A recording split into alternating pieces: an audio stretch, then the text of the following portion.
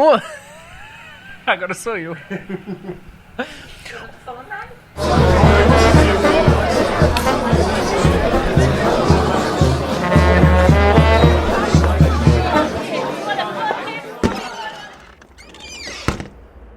Introvertendo, um podcast onde autistas conversam.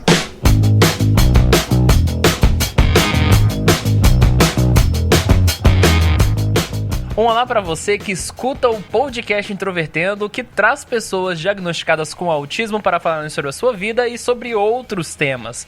Meu nome é Thiago Abreu e hoje estou com um convidado ilustríssimo que dispensa apresentações e vou deixar para ele falar. E aí pessoal, tudo bem? Eu sou a Akira, sejam bem-vindos para mais um Introvertendo. E se você quiser acompanhar o nosso podcast, você pode encontrar a gente no nosso site, que é introvertendo.com.br. Você também pode acompanhar a gente nas redes sociais. Nós estamos no Facebook, no Instagram e no Twitter. E nós também temos o nosso podcast disponível nos aplicativos. Você pode ouvir a gente no Spotify, iTunes, Cashbox, Google Podcasts, podcast para o Windows Phone, enfim, para a plataforma que você utilizar. Se você tiver críticas, opiniões, enfim, tudo que você quiser mandar para a gente, é só mandar um e-mail para ouvinte@introvertendo.com.br. Se você quiser fazer um contato institucional, utilize contato@introvertendo.com.br.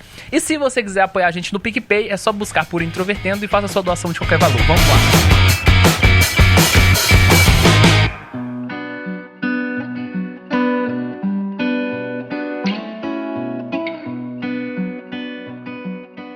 Antes de a gente começar a fazer perguntas naquele padrão de entrevista, que na verdade é muito mais um diálogo, mas eu queria lembrar a primeira vez que eu te vi na internet, que foi, se não me engano, em 2017. A gente fazia parte de um grupo chamado Asperger Brasil. Você tinha um comportamento bastante polêmico nesse grupo. Uma vez você criticou autistas lá que estavam tendo um comportamento bastante desagradável. A galera caiu matando em cima de você. Aí eu entrei em sua defesa. E eu lembro que umas semanas depois você começou a gravar vídeo. A galera incentivou a você chegar no canal do YouTube e tudo mais.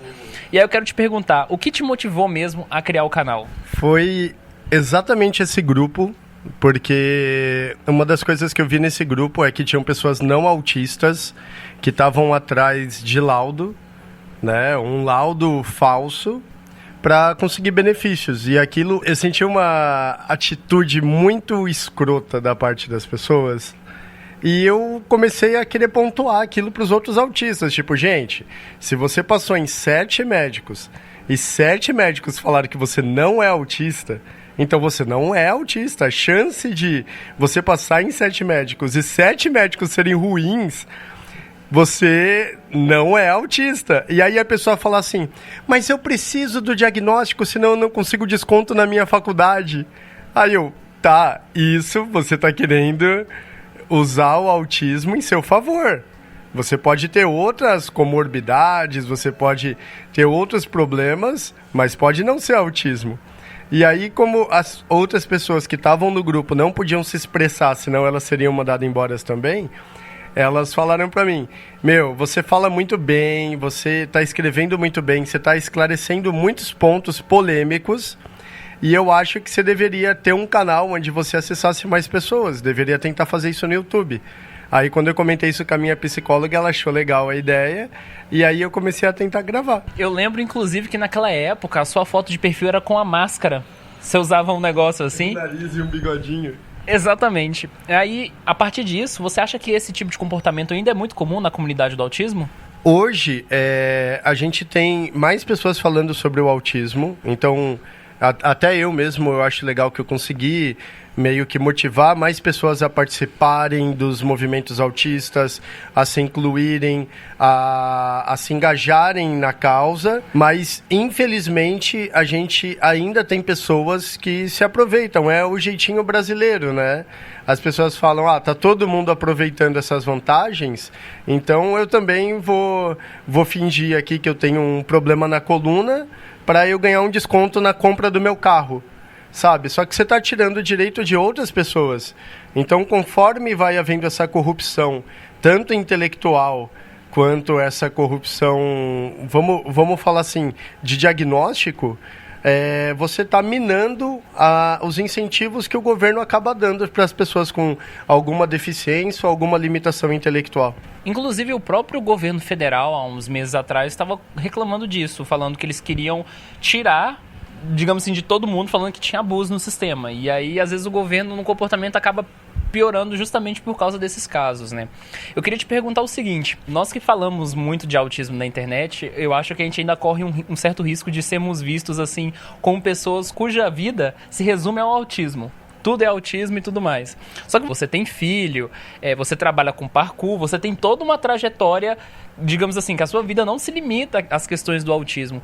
E eu queria perguntar para você sobre uma questão que eu acho que é bastante interessante do seu ponto de vista de experiência, que é como que tem sido a sua experiência em ser pai. Acho que foi um dos maiores desafios da minha vida. Em nenhum momento no parkour, ou em trabalho, ou em relacionamento, eu passei por um baque tão forte quanto ter uma pessoa compartilhando meu DNA e uma pessoa 100% dependente de mim. Então, esse é uma boa pergunta. Eu gostei da pergunta. Valeu. Esse foi um momento que eu tive que tentar equilibrar minha vida ao máximo para ela ter uma estabilidade para poder segurar um neném. Então, por exemplo, eu nunca segurei uma criança, um neném, no meu colo. Eu não gosto.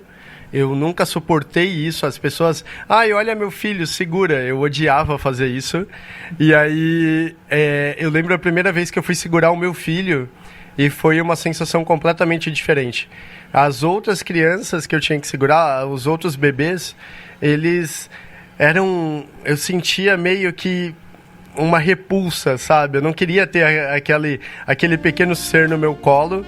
E quando meu filho ele veio pro meu colo pela primeira vez, eu não queria que ele saísse nunca mais dali. Olha só, músicas de amor rolando ao fundo. Eu queria te perguntar uma coisa muito interessante que aconteceu recentemente. Este ano você deu pela primeira vez a sua primeira palestra, né? Agora você está embarcando aí nesse mundo de palestras inspiracionais que falam da sua vida, falam de várias coisas. Eu queria saber como foi essa primeira experiência que você teve como palestrante. Eu tinha uma insegurança muito grande, principalmente por achar que eu não tinha nada de útil realmente para compartilhar. Então, várias vezes eu quase me sabotei para não ir para a palestra, para não participar, para não ter essa iniciativa. Mas eu acredito assim, eu pedi muito para Deus assim, para me dar uma luz e me dar uma motivação para que eu pudesse estar fazendo. E não motivação financeira, porque quando a gente trabalha, quando a gente corre atrás, as coisas elas aparecem. Você só tem que merecer. Eu acredito muito em merecimento. E aí, de um dia para o outro que eu pedi para ter uma capacidade para fazer a palestra, eu consegui acordar mais confiante, eu recebi uns materiais para eu aprender a organizar melhor as ideias, e aí eu consegui dar a primeira palestra de uma forma animada. Eu odeio quando a gente traz o autismo como doença, como um fator 100% limitante. Eu ia falar militante, mas não tem nada a ver, tá? É limitante. Eu não gosto disso, sabe? Eu acho que... como eu comentei aqui no Dia do Autistão, eu acho que o bom humor, ele é o segredo para você viver bem. Você tem que sorrir mais, você tem que dar risada, você tem que pegar os momentos que são estressantes e transformar em momentos mais harmoniosos. Por mais que isso exija muita flexibilidade emocional, eu acho que também acaba mudando as sinapses cerebrais e fazendo com que você se adapte melhor a situações de pressão. Então, quando eu comecei a ter esses momentos de bom humor, eu falei, na minha palestra eu vou manter esse bom humor. E aí eu consegui fazer uma palestra animada, rindo e comentando assuntos importantes que eu nem sabia que estavam escondidos ali dentro do meu cérebro. E acabei conseguindo passar aquilo para as pessoas presentes e foi bem gratificante, assim. Hoje eu me sinto mais confiante, mas há pouco tempo atrás, não importa quanto me pagassem, eu não faria a palestra. Ótimo que você, de certa forma, conseguiu criar novas oportunidades, né? Adaptações ao contexto. Falando em Dia do Autistão, quais foram os momentos mais marcantes desse evento gigantesco, esse desafio que a gente se pôs a fazer? O primeiro desafio foi tomar banho. porque eu sou um cara meio grande por culpa do parkour, eu sou bem largo, eu tenho o ombro muito largo, e o banheiro do Autistão, ele é feito para as pessoas slim, para modelos da Victoria's Secret, e até hoje, assim, eu percebo que essa hora do banho foi a hora mais engraçada, né? Porque eu regulei errado o chuveiro e o chuveiro ficou gelado e eu tive que eu tive que me adaptar a um espaço extra que foi criado ali pelo embaixador aqui.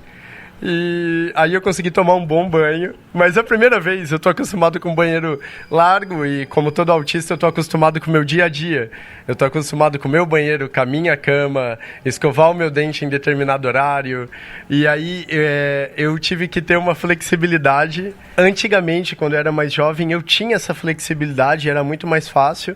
Só que agora com 34 anos aí, com uma cabeça de 60 às vezes, eu percebo que está ficando cada vez mais difícil eu sair da minha casa e ir para algum evento, para alguma situação e me adaptar àquilo. Mas o bom é que em um dia eu consegui me adaptar muito bem ao Autistão. Eu consegui fazer até cocô, que é uma coisa que desde quando eu cheguei de viagem eu fiquei 2 dias sem fazer cocô. E aí eu estava muito enfesado, literalmente, né? E aí... Hoje, assim, hoje o dia que eu tô indo embora eu consegui fazer cocô. Eu acho que eu tô falando muito cocô, desculpem, mas eu tô mais leve e... Menos cocô.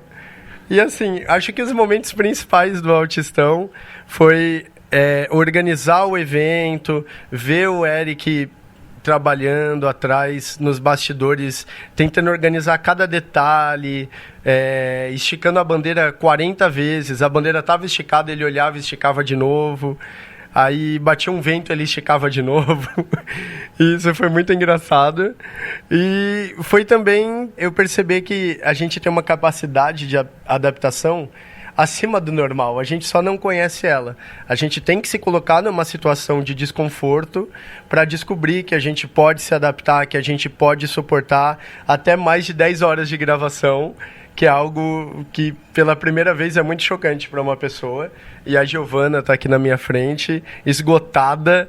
A madrugada foi tipo, acorda, dorme, remédio, dorme, enrola e vira. Porque foi muito cansaço, mas hoje está sendo gratificante. Eu estava conversando com o William Shimura durante o evento, e aí chegou o momento que meu celular descarregou, coloquei o celular para carregar, falei para ele, depois eu leio as suas mensagens que eu respondo. Aí o Zeca estava na mesa e você perguntou para ele sobre namoradas. As bilirias. E na hora, o William Shimura me mandou mensagem no WhatsApp falando assim, olha o Akira aí mandando uma de tiozão. E eu falei a mesma coisa da mesa. Falou. Achei muito engraçado. Eu queria dar mesmo uma de tio chato, sabe? Como uma das menininhas, né? Que a gente brinca. Aí ele, o quê? Menininhas, ele não entendeu. Eu falei, as menininhas, né? Porque o tiozão, geralmente, ele tá meio bêbado. Aí ele não pronuncia menininhas. Ele tá meio bêbado, a boca tá mole. Aí ele fala, ô Lucas, e como anda as menininhas? Aí, eu dei uma de tiozão mesmo. E pra também trazer um pouco de descontração, né, pra mesa, porque é uma coisa que todo mundo... Existe uma preocupação muito grande, principalmente dos pais, até mesmo de vários autistas, quanto à sexualidade. Porque a gente é um pouco frio em certos aspectos, a gente é quente em outros aspectos. Então, existe essa curiosidade sexual e... eu acredito que existe principalmente dos adolescentes autistas. Então eu trouxe essa questão pro Zeca para ele poder compartilhar. Agora eu não estou muito preocupado com isso, quando eu for adulto eu me preocupo. Inclusive, você falou sobre essa questão da sexualidade, tem muitos casos de adolescentes autistas que não sabem lidar com a própria sexualidade, só aprendem que certos comportamentos explicitamente são errados se acontecer uma situação de tensão. Então é algo até interessante de ser discutido, né? Porque às vezes a gente tem aquele estereótipo muito disseminado de que autista ou ele é assexual ou ele é heterossexual e não sabe flertar, mas existem autistas de todas as orientações sexuais. Existe também o hipersexual, que ele só pensa naquilo. Quando ele descobre que ele está apto aos atos sexuais, ele fica viciado naquilo. Então, assim, eu tive alguns momentos. Na minha infância, eu fui abusado sexualmente. Eu nunca comentei isso no YouTube porque acredito que eu não estou preparado, né? Então é a primeira vez que eu comento sobre isso. Perto da casa onde eu morava, em Bauru, tinha uma loja de revistas aonde um senhor velho, assim, de uns 60 anos para mais, ele trabalhava lá envelopando as revistas, plastificando as revistas. E como as crianças não brincavam comigo, eu ia lá e perguntava se ele tinha algum gibi que eu podia ler. E aí eu acho que eu tinha 8 a 10 anos nessa época. E aí ele começou a me mostrar gibis pornográficos, né? Pra me excitar. E ele começou a passar a mão em mim, fazer com que eu passasse a mão nele. E aquilo pra mim foi o primeiro contato que eu tive com essa parte sexual. E eu não sabia que aquilo era errado. Eu não tinha essa condição, eu não sabia que eu estava sendo abusado, né, naquela época, e aquilo para mim foi uma coisa normal, assim. Só que conforme fui passando o tempo, conforme eu fui entrando na adolescência, eu fui percebendo que aquilo era errado, que não era bem visto, não era bem quisto na sociedade, aquele tipo de atitude. E aí até hoje eu penso o quão importante é, tanto para os pais quanto para os educadores, apresentarem a sexualidade para as pessoas e apresentarem a sexualidade de uma forma que ela não pareça uma quimera, uma mistura de várias coisas disformes e desconexas, mas apresente, isso daqui é uma atividade sexual heterossexual, isso daqui é uma atividade homossexual, isso daqui é poliamor, e apresentar para a pessoa poder escolher o que ela sente mais confortável para ela. Então, hoje, vendo nessa parte sexual, assim, eu percebo que falta as pessoas comentarem mais a respeito e falta as pessoas esclarecerem para o autista, porque o autista, diferente de um neurotípico, ele não entra no YouPorn, YouTube, Google e procura sobre aquilo. O autista, ele não tem aquele interesse. Ele só começa a ter aquele interesse quando aquilo se apresenta a ele e ele aceita muito gentilmente e ingenuinamente. Ele é ingênuo, a maior parte dos autistas, a gente é ingênuo. E hoje, relembrando disso, eu percebo que a gente tem sim uma tendência a ser assexuado, mas às vezes até ser hipersexual. Eu já vi casos de autistas que são viciados em sexo simplesmente porque eles não conseguem ter. Inclusive me preocupa bastante, algo que eu estava até conversando com algumas pessoas. Eu acho assustadora a frequência que eu vejo em grupos de autismo, no Facebook, no WhatsApp, de relatos de estupro. É muito comum. E isso me faz pensar, e isso foi até discutido em outro episódio do podcast, que é o episódio 16, sobre introdução à sexualidade, que nós falamos que muitas vezes parece que nós, no geral, de pessoas no espectro, nós não sabemos lidar com situações de perigo. E esse é um tipo de situação de perigo que, se você não tiver um conhecimento básico sobre o tema, você fica à mercê de passar por algo sem saber o nome. Então, por exemplo, você passou por uma situação de estupro, mas você não sabia o que era estupro, né? É algo muito... o buraco é muito mais embaixo. Aí fala que gato escaldado tem medo de água fria, né? Isso não vale pro autismo. Pra quem não sabe, gato escaldado é quando jogam água quente no gato. Aí ele fica traumatizado e qualquer água que cai em cima dele, ele já entra em pânico. Eu tive isso na infância e eu tive uma recorrência disso como adulto. Eu tive interesse numa professora que eu tive de dança. Eu sempre gostei muito de arte, mas eu nunca consegui me envolver muito na arte. O parkour, ele é conhecido como arte do deslocamento. Então, ele está meio introduzido numa arte urbana. Mas quando eu era muito jovem, eu tentei fazer jazz, balé. Eu fiz 3 anos de balé clássico. E aí todas as pessoas achavam que eu era gay por eu dançar balé. E eu achei isso muito legal. Porque nessa cidadezinha que eu estava fazendo aula de balé, eu meio que me apaixonei pela minha professora de balé. E ela me levou para um motel junto com o namorado dela. E o namorado dela tentou abusar de mim sexualmente. E eu não sabia que ia acontecer aquilo. E ela só falou, ó, vem comigo, ele vai acompanhar. E eu todo ingênuo, tá bom, vamos lá, né? Vai ser legal. Uma experiência sexual diferente. E foi uma coisa mega traumatizante, assim. E foi naquela hora que eu tive certeza, assim, cara, eu não sou gay, eu não gosto disso, eu não gosto do que está acontecendo. Mas eu já era um adolescente. E adolescente para a fase adulta, assim. E eu acredito que esse amadurecimento, ele é realmente complicado, porque se você pega, por exemplo, uma mulher, eu tenho certeza que várias mulheres autistas são assediadas e são estupradas e elas não sabem que está ocorrendo um abuso ali, porque está sendo apresentado para ela como, isso é normal, aceita que isso é legal.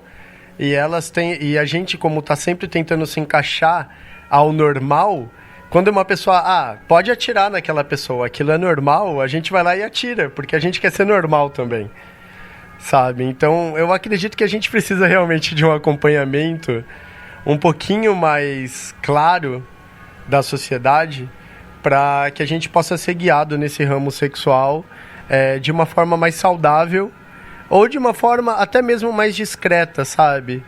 Porque eu acredito que várias coisas que a gente vê de atentado ao pudor faz muito parte da inocência da pessoa, de tipo, vamos transar. Aonde? Aqui na praça, sabe? Tipo, não é o lugar para aquilo. Mas isso vai dar uma adrenalina, aventura sexual. A maior parte das vezes a gente não sente isso. A gente tem um objetivo claro de, vamos cumprir o combinado aqui, eu saio satisfeito, você também, e tá tudo bem, sabe? É um assunto bem delicado, cara. Dá um podcast gigante falar sobre isso. Sim, sim. Agora, voltando sobre a questão do seu canal, eu queria te perguntar se você tem projeções. O que você pretende fazer com relação, não só em relação ao canal, mas a sua atividade na comunidade do autismo agora no restante de 2019 e 2020? O canal, pelas métricas que o YouTube apresenta, eu consigo ver, estaticamente falando, que ele está tendo um crescimento vertiginoso comparado com outros canais de YouTube. E isso me deixa um pouco apreensivo, porque eu acredito que a qualquer momento eu posso não ter mais assuntos para abordar no canal. E o canal também pode acabar mudando para assuntos do meu cotidiano e que algumas pessoas até considerariam banais. Então eu já pensei muito sobre isso, aí chegou uma hora que eu falei, foda-se, não vou me preocupar. Enquanto tiver assunto, eu falo sobre o assunto. Quem gosta de acompanhar, vai acompanhar. E a parte que as pessoas mais gostam é que, como meus vídeos não têm edição, eu tenho que me colocar numa situação de risco muito grande de esquecer o assunto, de perder meu pensamento, de acabar tendo uma crise de pânico sobre o que eu estou falando. Porque a maior parte das vezes, quando eu estou falando de alguns assuntos, eu acesso uma memória e eu estou revivendo aquilo com a câmera me filmando. É uma coisa muito íntima e ela é muito expositiva. Expositiva, tá bom para as pessoas entenderem. Então, eu não gosto muito desse excesso de exposição, mas eu sinto que esse excesso de exposição, ele joga na cara das pessoas a realidade, que muitas das vezes o autista está escondendo dentro dele. E aí eu tô colocando aquilo para fora, seja xingando, seja chorando, seja ficando bravo, seja tendo falta de ar, seja limpando o nariz na frente da câmera. Hoje as pessoas são muito estátuas, manequim, né? Todo mundo é muito manequim, eu sou limpo, eu sou bonito, eu sou educado, eu sou polido. E eu não gosto disso, eu gosto das coisas autênticas. E eu descobri que a única forma de ser autêntico era eu não manipular a edição. Sabe, cortar o áudio para parecer que minha linha de raciocínio é super rápida. Então, eu botei na minha cabeça que o que eu tenho de objetivo para o canal do YouTube é que ele continue sendo autêntico. Mas quantas pessoas você quer ter? Eu não quero ter ninguém. Eu quero que as pessoas que estejam lá sejam as pessoas que precisam dos vídeos. As palestras, eu não tenho objetivo hoje de viver de palestra. Eu gosto de dar aula de parkour, só que eu estou recebendo um chamado para uma causa que eu vejo que o maior problema das pessoas nessa causa é que elas não conseguem expressar o que está acontecendo, o que elas estão sentindo, o que elas precisam, o que elas esperam, tanto da sociedade, quanto da comunidade em que elas vivem, quanto até mesmo do governo. E eu tenho essa habilidade. Então, nossa, você é a única pessoa que pode falar disso. Aí eu falo, eu quero que todos se ferrem e eu não vou falar. Eu acho que isso seria muita hipocrisia da minha parte. Eu nasci com uma habilidade de conseguir me expressar que outras pessoas não têm. E por mais que eu tenha também os problemas que eles têm, eu me sobressaio nesse ponto. E eu percebendo isso, eu percebo assim, eu posso usar isso para que eu seja uma pessoa acima do normal, e eu fique rico, e vou viver num lugar maravilhoso, vou morar em Mônaco, sabe? Por que Mônaco? É que foi a primeira cidade que eu lembrei agora. Ela é pequenininha, sabe? Ela é uma cidade rica, uma cidade elegante. É porque eu achei tão específico, é tipo você falar, eu vou morar em Pindamonhangaba, sabe? Entendi. Eu posso falar outras cidades também que eu poderia morar, mas seriam muitas cidades.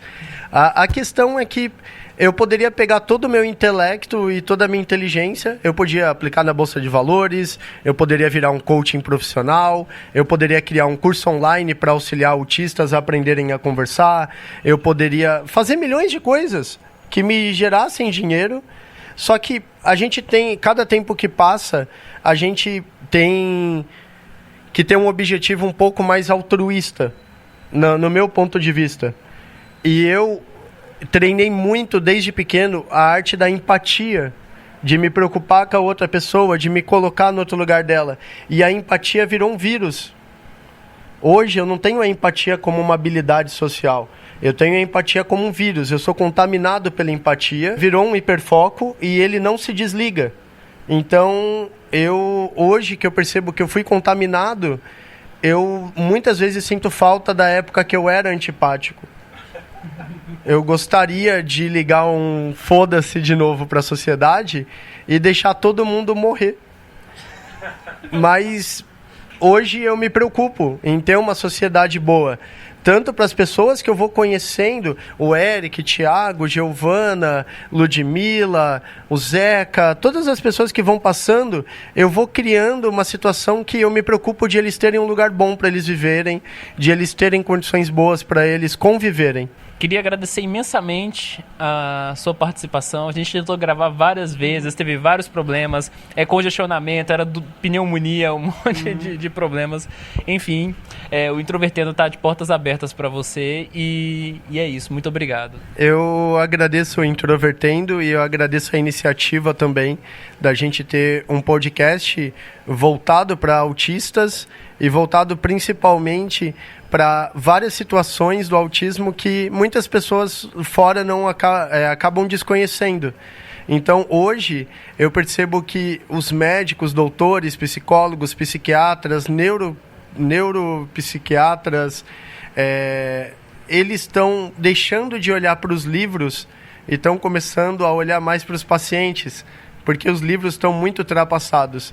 E esse tipo de iniciativa que alimenta novos estudos, novas medicações, novos tratamentos, e eu acho que isso é muito importante. Então eu agradeço por estar participando também.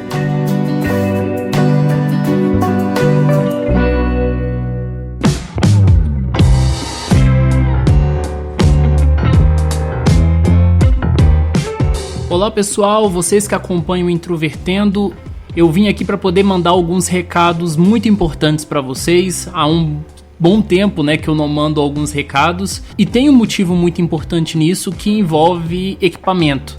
Tá? Meu principal equipamento de gravação foi furtado, eu estou sem meu equipamento principal e os episódios recentes que têm saído do Introvertendo, na verdade, são episódios que a gente já tinha gravado alguns meses atrás, então a maioria do conteúdo que está saindo já é um conteúdo relativamente antigo, nós estamos nos reorganizando.